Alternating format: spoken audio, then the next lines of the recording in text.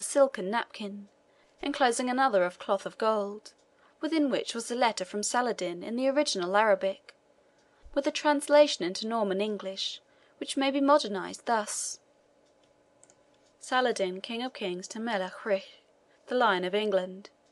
Whereas we are informed by thy last message that thou hast chosen war rather than peace, and our enmity rather than our friendship, we account thee as one blinded in this matter, and trust shortly to convince thee of thine error, by the help of our invincible forces of the 1,000 tribes, when Mohammed, the prophet of God, and Allah, the God of the prophet, shall judge the controversy betwixt us.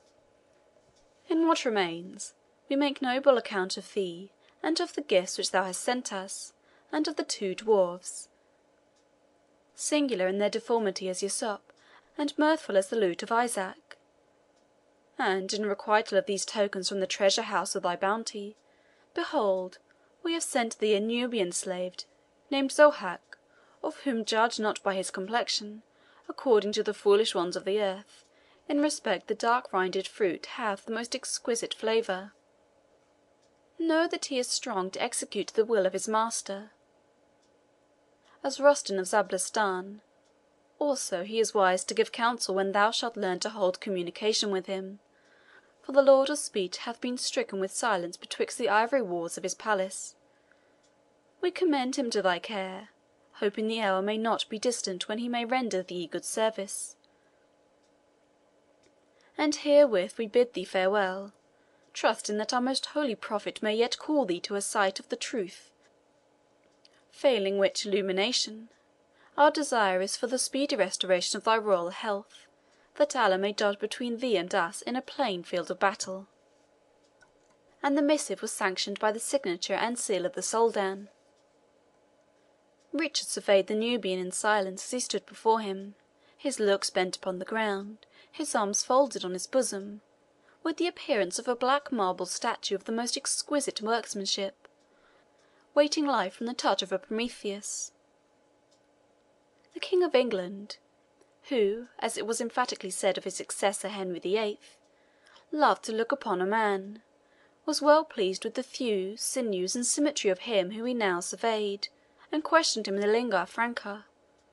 "Art thou a pagan?" The slave shook his head, and raising his finger to his brow, crossed himself in the token of his Christianity, then resumed his posture of motionless humility. "A Nubian Christian, doubtless," said Richard, "and mutilated of the organ of speech by these heathen dogs." The mute again slowly shook his head, in token of negative, pointed with his forefinger to heaven, and then laid it upon his own lips. "I understand thee," said Richard. "Thou dost suffer under the infliction of God, not by the cruelty of man. Canst thou clean an armour and belt, and buckle it in time of need?" The mute nodded, and stepping towards the coat of mail, which hung with the shield and helmet of the chivalrous monarch upon the pillar of the tent, he handled it with such nicety of address as sufficiently to show that he fully understood the business of an armour bearer. "Thou art an apt, and will doubtless be a useful knave. Thou shalt wait in my chamber and on my person," said the King, "to show how much I value the gift of the royal Soldan. If thou hast no tongue, it follows thou canst carry no tales, neither provoke me to be sudden by an unfit reply." The Nubian again prostrated himself till his brow touched the earth, then stood erect, at some paces distant, as waiting for his new master's commands. "Nay, thou shalt commence thy offence presently," said Richard, "for I see a speck of rust darkening on that shield, and when I shake it in the face of Saladin, it should be bright and unsullied, as the Soldan's honour and my own." A horn was winded without, and presently Sir Henry Neville entered with a packet of dispatches. "From England, my lord," he said as he delivered it. "From England, our own England," repeated Richard, in a tone of melancholy enthusiasm. "Alas! they little think how hard their sovereign has been beset by sickness and sorrow, faint friends and forward enemies." Then, opening the dispatches, he said hastily, "Ha! this comes from no peaceful land. They too have their feuds. Neville, begone. I must pursue these tidings alone, and at leisure." Neville withdrew accordingly, and Richard was soon absorbed in the melancholy details which had been conveyed to him from England concerning the factions that were tearing to pieces his native dominions. The disunion of his brothers John and Geoffrey, and the quarrels of both with the High Justiciary Longchamp, Bishop of Ely, the oppressions practised by the nobles upon the peasantry, and the rebellion of the latter against their masters, which had produced everywhere scenes of discord, and in some instances the effusion of blood. Details of incidents mortifying to his pride and derogatory from his authority were intermingled with the earnest advice of his wisest and most attached counsellors, that he should presently return to England, as his presence offered the only hope of saving the kingdom from all the horrors of civil discord, of which France and Scotland were likely to avail themselves.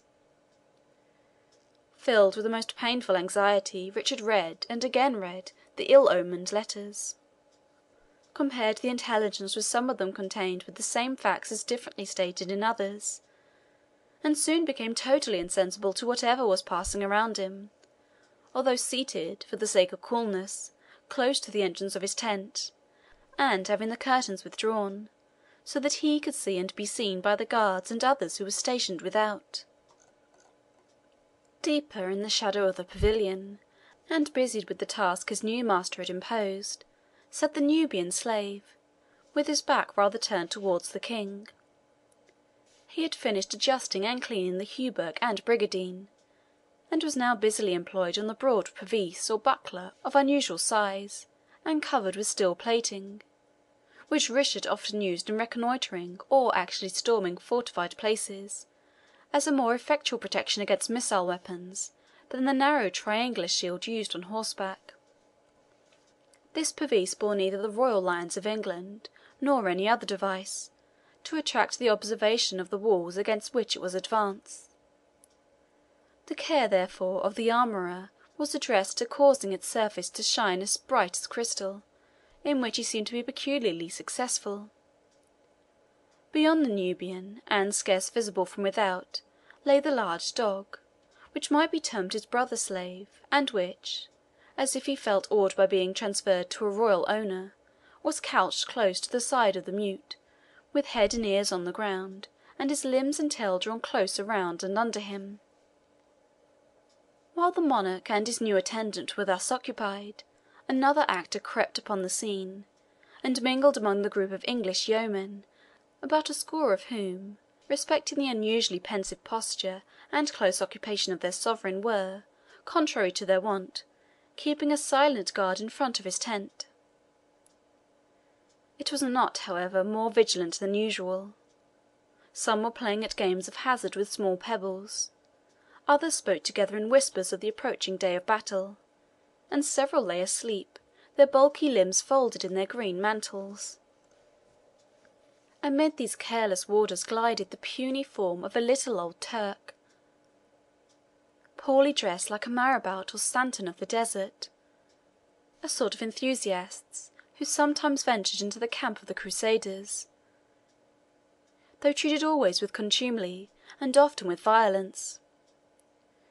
Indeed, the luxury and profligate indulgence of the Christian leaders had occasioned a motley concourse in their tents of musicians, courtesans, Jewish merchants, Copts, Turks, and all the varied refuse of the Eastern nations, so that the caftan and turban, though to drive both from the Holy Land was the professed object of the expedition, were, nevertheless, neither an uncommon nor an alarming sight in the camp of the Crusaders.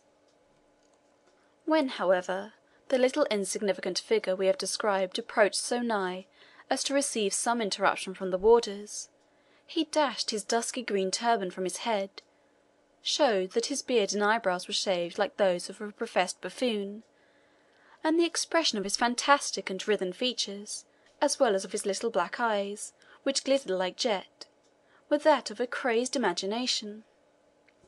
"Dance, marabout!" cried the soldiers, acquainted with the manners of these wandering enthusiasts. "Dance, or we will scourge thee with our bowstrings, till thou spin as never top did under